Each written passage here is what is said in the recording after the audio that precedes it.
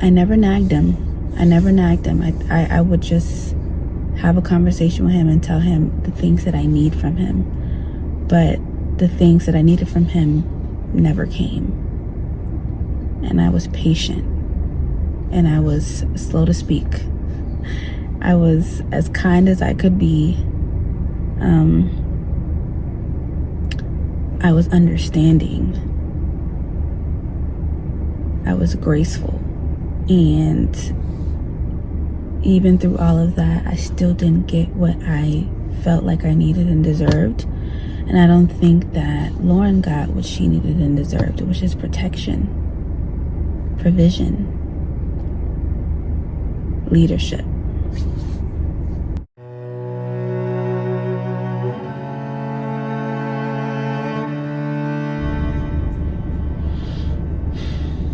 And it pissed me off, if I'm being honest. It made me feel once again that I wasn't worth it. And that's what I'm working on with my therapist right now. I idolized marriage and relationships so much because I wanted to feel worth it. And I wanted to feel like I was enough for a man to just go above and beyond for me. And the reason why I always feel that way or feel like that's what I need or desire it so much that I go after it is because of what I've seen growing up. I've seen growing up is a lot of relational trauma. I saw a lot of men not being loyal to the women in my family. Let's just say that, okay? And so I think that when it came down to me and the relationships that I wanted or desired, I was like, that ain't never gonna happen to me. I'm gonna make sure that my man knows that I'm worthy and you know, whatever. And instead of waiting for a man to show me that, it's like I went after it, you know? And it's giving a man who finds a wife, not a woman who finds a husband. I was just going after.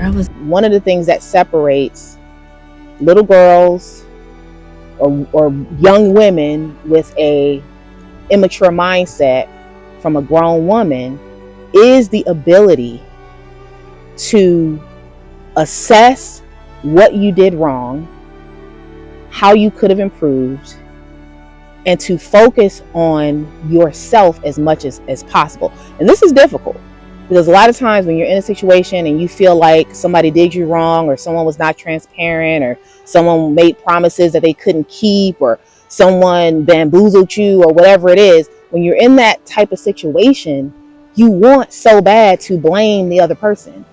You want to constantly use you statements. You did this to me. You hurt me. You were not honest. You.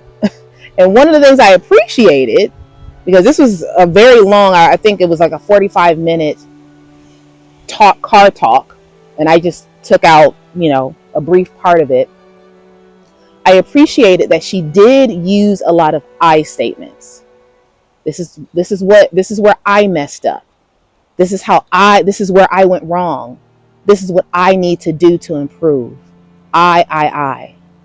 Right? And again, to me, this is what's going to separate women with a little girl mindset from a grown, mature woman who can take accountability.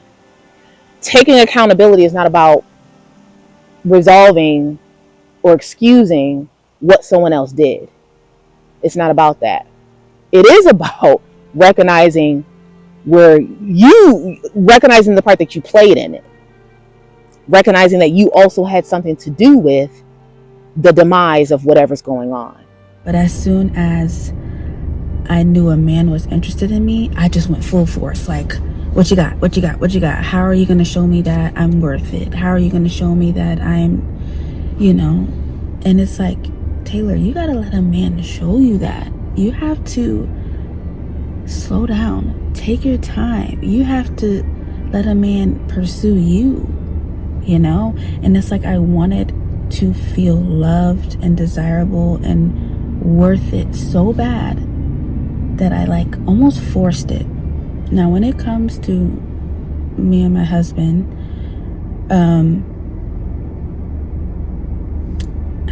it wasn't really like that. I think when it came to me and him, he liked me more than I liked him. So when I saw that he liked me a little bit, and I was like, oh, okay, cool. I went along with it, and he definitely pursued me. But what I should have done was say, okay, a man is pursuing you now, Taylor. He's showing you that he wants you. But does he have the qualities of what you're looking for? Haha. So it's not just about pursuing, it's about qualities as well. Does he have the qualities? So there's layers to this. And again, I'm learning this. I'm learning a lot about myself. And maybe, yes, I don't think God wanted me to marry him, but God knew that I was going to learn this. Finally learn it. So that if God has another husband waiting for me years from now, I won't make the same mistakes that I did. And for me, I'm thinking, oh man, there was 5 years in between Lauren's dad and my husband. I was like, so those 5 years that I was single and to myself and building my relationship with God, I said, by the time another man rolls around, I'm good. If we're honest, we are desperate for the love, the attention, the care, the validation of men. And the part that we really don't want to be honest about is that to a degree, this is normal, right? To a degree, this is normal based on what we experienced as children, things that we maybe missed out on, how missing out on those things can lead to us as grown women exuding desperate energy. And that desperate energy is transferable to a romantic relationship. This is not something that we talk about enough. This is not something that we're honest with ourselves about enough. And one of the things that caught my attention about Taylor's video is two things.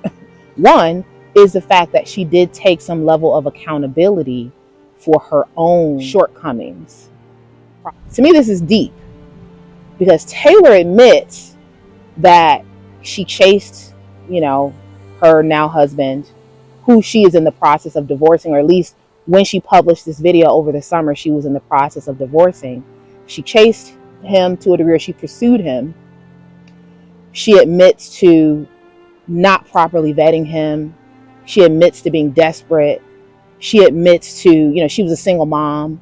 So just wanting so bad someone to love her and wanting to like fill a void, have a void filled.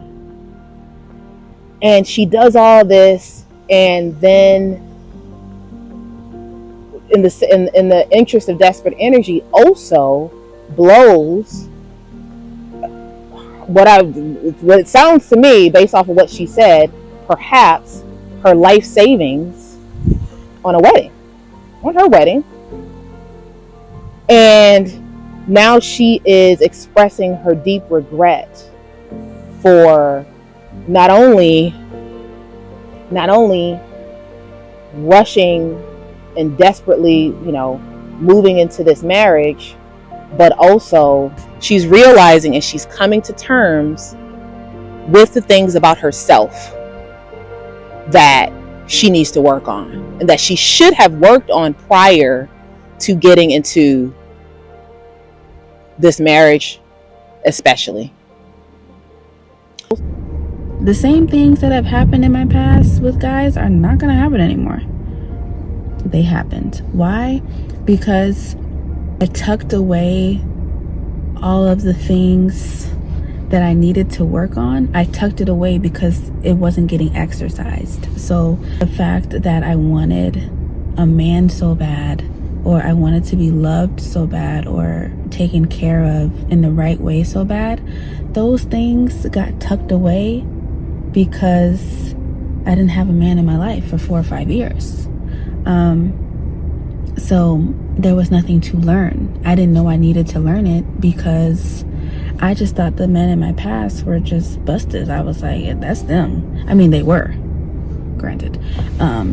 They weren't great guys.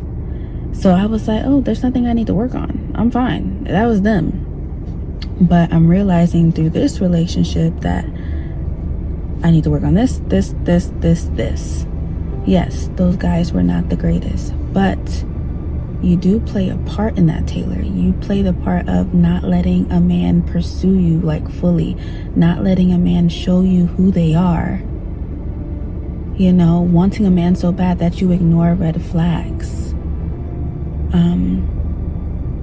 Telling them your worth instead of them telling you how much you're worth it to them. You know, like, let a man do some of the work, Taylor.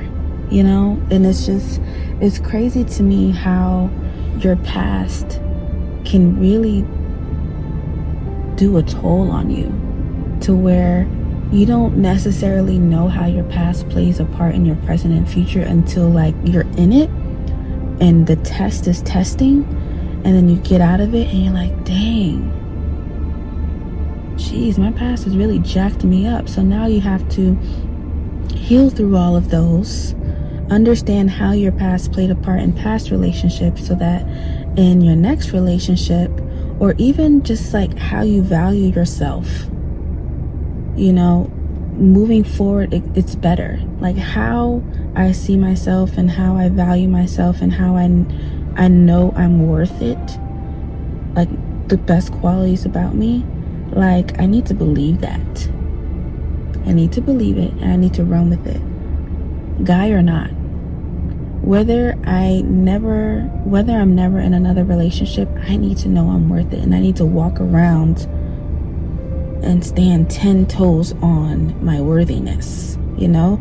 So 2 points that I want to make is Taylor I very well could have made this part of the Invisible Black Woman series, because Taylor is the exact woman that I'm talking about who is invisible, in my opinion, because she admits to a lot of things about herself, internal things, emotional things that she was actually struggling with, that she didn't even realize about herself, that she realized later after being in the marriage. Things that are unresolved and not addressed within herself, ways that she is actually invisible to herself. I know that sounds bizarre. How can you be invisible to yourself? Well, it's possible when you don't know yourself, when you don't love you hear Black women and women all the time saying they don't love themselves. Well, what do you think that means?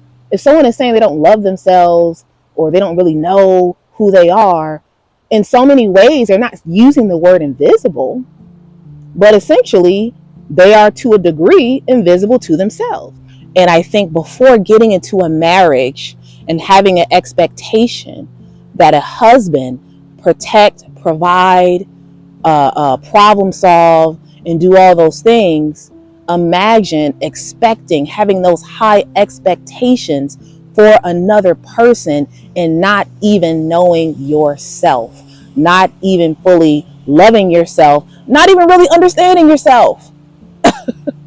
And this is where marriage becomes unrealistic, because a lot of women, and I would have to say to a degree I identify with this part, a lot of women believe that marriage is going to solve all their problems. And they think, well, if I can just get married, that's it. That's my ticket to happiness. And then they're in for a rude awakening when they realize that they married another human being. They married somebody, flesh and blood and bones, like themselves, who is also imperfect and who also has needs and expectations and so on and so forth. And then you realize, oh, wait. And so even as a finance budgeting expert, she did the biggest no-no and blew, I don't know how much, sounds like a lot of money, on the public presentation of it all, the appearance of it all, the keeping up with the Joneses of it all. And come to find out that when you peel back the layers, there's not a ton there. And the reason why, one of the reasons why, is because Taylor, as she admits, doesn't even fully know herself. Taylor is struggling with issues related to invisibility in terms of who she is on the inside. You cannot expect and have that expectation that someone is going to help you become your best version when you yourself are not even fully in tune with the current version of who you are. It's a learning lesson. So yes, I come on here to tell you that I played a part in my marriage ending simply because I idolized marriage. Yeah. Now, while I was in the marriage, I think I did pretty darn well. But I don't think I valued myself enough to be with a man who truly saw my value. And it shows when a man doesn't see your value. It shows when a woman doesn't see your value. If a man is watching this video, it shows. And you can't ignore it, you know? So yeah, I feel like I haven't said enough, but just know that the financial issues that I'm having right now is simply because I spent all of my money on a man. And like, if I say that to my mom, she's like, no, you didn't spend it on a man. You spent it on what you wanted. You wanted to be married, so you spent it on that. You spent it on the wedding and the honeymoon and making sure that he was okay, because ultimately you wanted to be married. So she's like, don't say you spent it on a man, just say you spent it on what you wanted. Now you know. You made the mistake, you move on, you move forward, and you never make that mistake again. What phase are they in? And are they aware that there's different phases of marriage? I didn't actually know this prior to getting married. I just learned about the different phases of marriage. But that's important too, because there is going to be a phase where you feel like everything's falling apart. But for couples and married couples who power through to the other side of that, they admit to feeling like and actually saying like, yeah, we were going to end it, but then we did this. And what that is, it could be therapy, it could be, you know, more, better communication, whatever that is that they did, you know, Bible study time, going to church together, fellowshipping with each other, whatever that is, they do that.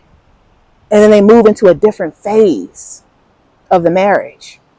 And then they look back and they're like, whoa, I can't believe we were going to end the marriage. So I don't know what phase of marriage they are in. And perhaps this strong feeling that Taylor has of wanting to give up, if she is able to, if there's anything that can be done to resolve, you know, what she's feeling and the problems they're having. But the reason why this is included in the covered series, because I don't want this to just be about the 3 P's: protect, provide, and problem solve. I want this to be about how as a woman, you can get to the point of accessing those 3 P's, and not only accessing them, but deserving them, embracing them, understanding the sacrifice that comes with them. And we cannot get to the point of having that conversation if folks don't even know who they are, or if folks are not working on their internal selves. If women are invisible to who they are, they cannot accept, embrace, or even understand a man who wants to and who is trying to provide, protect, and problem solve. So stay tuned for more. The Covered series is running at the same time as the Invisible Black Woman series, which is running at the same time of the Curated Legacy podcast and anything else I want to create. So please do like, share, and subscribe. Click the links in the description box and get to know what I do with my media business, Curated Legacy Media. Become a channel member. You can click the join button at the top of your screen or go into the description box to become a Black and Invisible channel member. I have a book about being an invisible Black woman on Amazon. I also have a Black-owned store on Amazon, so click those links in the description box. I am a YouTube coach and a media consultant, so please do click that link also in the description box to learn more about my YouTube coaching and media consulting business and service. I am on Instagram, so feel free to give me a follow over there. I am your host, Naka, and I love the fall season, and I also love not wearing any makeup for you guys. So I am your host, and I am here to make the invisible visible about Black women. I highlight the things that Black women wouldn't tell you. And as always, stay tuned for more videos.